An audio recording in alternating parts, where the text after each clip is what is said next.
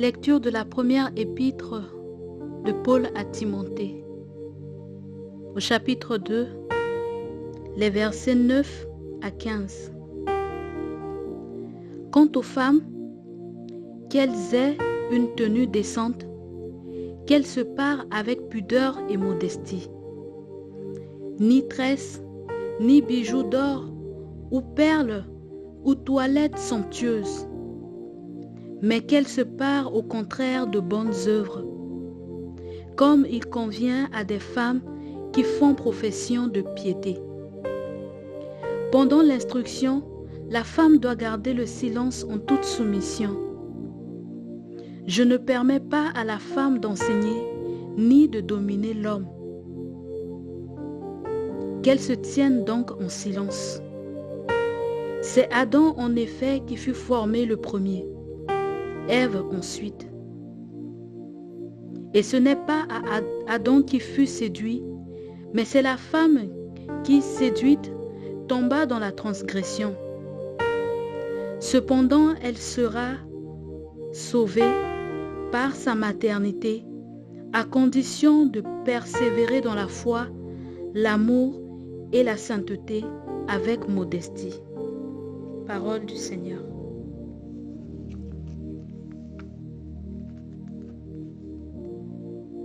Évangile selon saint Matthieu, au chapitre 18, le verset 6.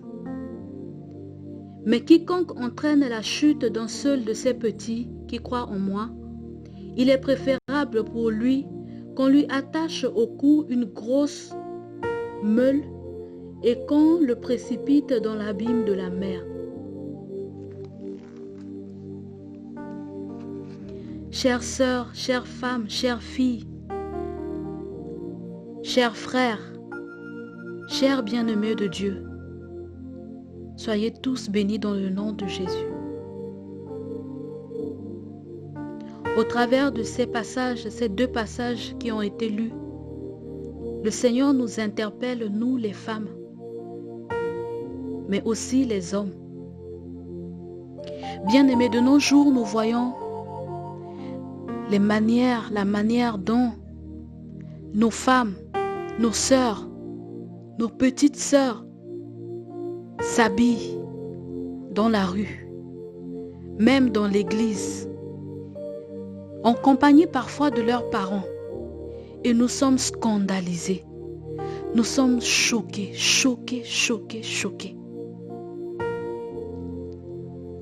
De par les habillements, les façons de nous parer aux femmes, nous devons montrer combien nous avons du respect pour Dieu.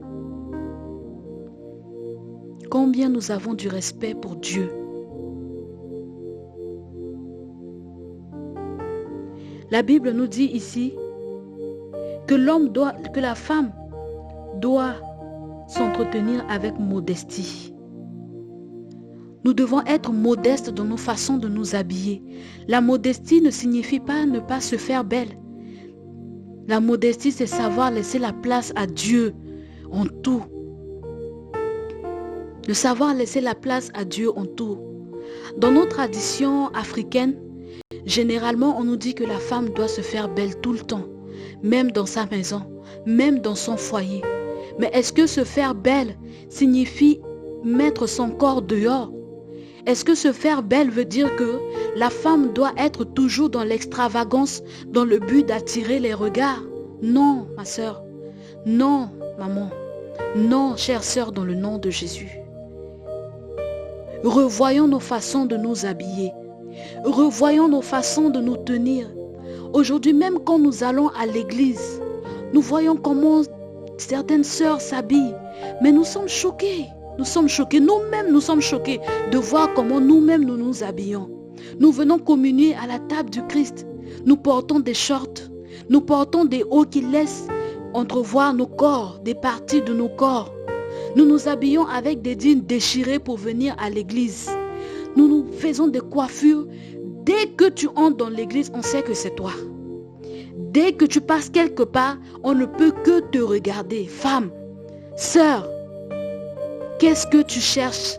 C'est quoi ton objectif dans la vie? C'est quoi tes projets? Qu'est-ce que tu veux? Quel message tu veux envoyer au monde à travers ton habillement? Tu t'habilles pour quoi? Pour attirer les regards ou bien pour honorer le Christ? Tu t'habilles pour quoi? Pour que le monde te voie? Mais la Bible nous dit, que sert-il à l'homme de gagner ce monde s'il doit perdre son âme? Et le deuxième passage que nous avons lu nous l'a bien dit. Malheur à celui qui va être une occasion de chute pour l'un de ses petits. Bien-aimée sœur, quand tu t'habilles de façon extravagante, ou tu laisses des parties de ton corps dehors, que ce soit à l'église, comme dans la rue, au supermarché, tu attires des regards sur toi. Et les hommes qui te regardent, dans leur faiblesse, ils ne peuvent s'empêcher de fantasmer sur toi. Ils ne peuvent s'empêcher d'avoir des pensées impures.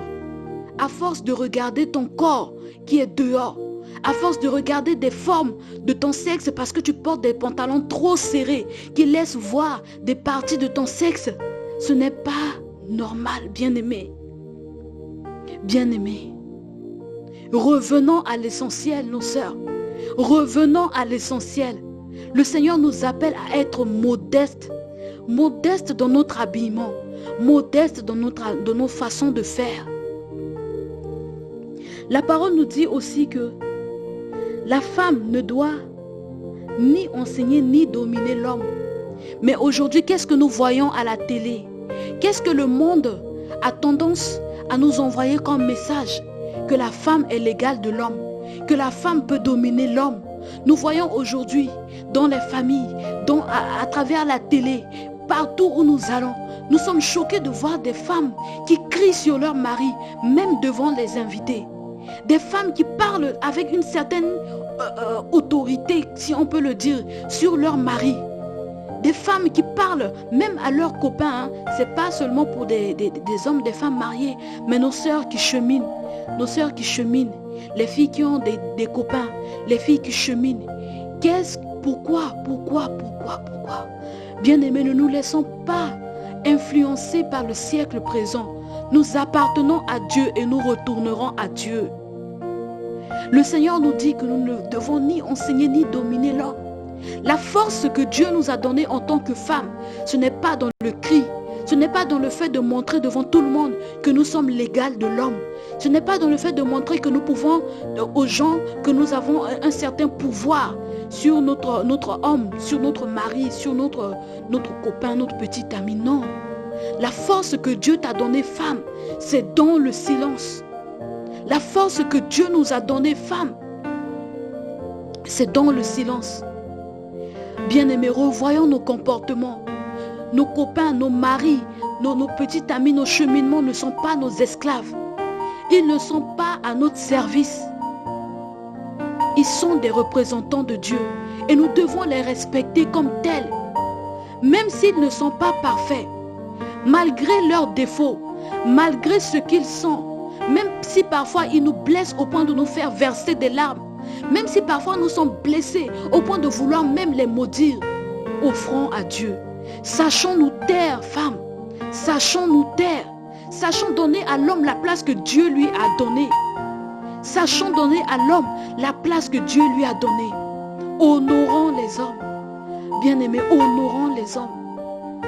Et si la parole nous dit de ne pas nous parer de bijoux, de choses extravagantes, somptueuses, c'est pour éviter d'attirer tous les regards sur nous. Dieu ne nous dit pas de ne pas bien nous habiller. Dieu ne nous dit pas de ne pas nous parer de bijoux. Mais si ce que nous faisons doit être une occasion de chute pour nos frères dans la rue, pour nos frères à l'église et même pour nos prêtres bien-aimés, sœurs, nous portons la malédiction. Nous portons la malédiction. Ce soir, vraiment, revoyons notre façon de nous habiller. Revoyons, sœurs, chères sœurs dans le Christ, nos façons de nous comporter. Demandons à Dieu de nous aider. Demandons à Dieu de nous aider. Nous appartenons à Dieu. Ce message, ce n'est pas seulement pour nous parler de comment nous devons nous comporter à l'église, mais c'est aussi pour que nous soyons capables de donner Christ à tous ceux que nous rencontrons sur notre chemin. Et aussi nous les parents, nos papas, nos mamans. Aujourd'hui, nous voyons des parents qui sortent avec leurs enfants, avec leurs filles, qui sont habillées, qui laissent le ventre dehors, qui portent des habits qui laissent tout leur corps dehors. Alors que papa est à côté, maman est à côté. Ils vont ensemble dans des sorties. Ils vont ensemble même à l'église. Ils vont ensemble dans la rue. Ils vont ensemble au supermarché, partout. Chers parents, que voulons-nous pour nos enfants? Qu'est-ce que nous attendons d'eux? Qu'est-ce que nous voulons que Dieu réalise pour nos enfants, pour nos filles? Oh bien-aimés, revenons à l'essentiel. Que le Seigneur nous aide. Que le Seigneur nous aide vraiment. Que le Seigneur transforme nos cœurs, oh chers parents. Que le Seigneur nous donne la grâce de donner à nos enfants d'être l'image de Dieu. D'être l'image de Dieu. La Bible dit rachetez le temps, car les temps sont mauvais. Les temps sont mauvais. À voir tout ce qui se passe dans ce monde aujourd'hui. Parfois nous nous demandons si vraiment il y aura encore quelqu'un qui ira au ciel. Mais Jésus nous l'a dit, aux hommes cela est impossible, mais rien n'est impossible à Dieu. Que le Seigneur nous donne la grâce aux chers parents d'être des modèles, de dire à nos enfants et de les enseigner sur la voie de Dieu. Alléluia. Et à vous, nos chers papas, nos chers maris, nos chers copains, petits amis, nos chers cheminants, n'ayez pas honte de dire à ces femmes, à vos copines, à vos sœurs, comment elles doivent se comporter. N'ayez pas honte de parler au nom de Dieu. N'ayez pas honte de nous dire la vérité. Quand vous voyez que nous sommes mal habillés, quand vous voyez que nous avons des comportements qui ne glorifient pas Dieu, quand vous voyez que nous sommes des femmes tellement hautaines, tellement remplies de nous-mêmes, au point de mal vous parler devant les gens, s'il vous plaît, rappelez-nous avec amour que ce n'est pas ce à quoi Dieu nous appelle. Que le Seigneur vraiment touche nos cœurs à travers ce message, qu'il nous donne de revoir nos façons de faire, qu'il nous donne vraiment de revoir nos façons de nous comporter. Tous autant que nous sommes, hommes comme femmes, nous sommes concernés. Nous sommes concernés. Et cette parole, même si elle s'adresse aux femmes, aujourd'hui nous sommes aussi scandalisés parfois par l'habillement de nos frères. Des hommes qui portent des habits serrés. On ne comprend même plus entre la femme et l'homme qui est censé s'habiller de quelle manière. Bien-aimés, revenons à l'essentiel. Que le Seigneur ouvre nos yeux. Que le Seigneur fasse tomber les écailles de nos yeux. Et qu'il nous donne, à travers cette parole, de revenir à l'essentiel. Saint-Esprit, nous te confions nos vies. C'est toi qui nous as créés. Et la Bible dit que notre corps est le temple du Saint-Esprit. Et ta parole nous dit également, Seigneur, que nous devons glorifier Dieu par nos corps. Viens, Saint-Esprit, à travers ce message, à travers ta parole, par ta puissance agissante dans nos cœurs, nous aider à changer.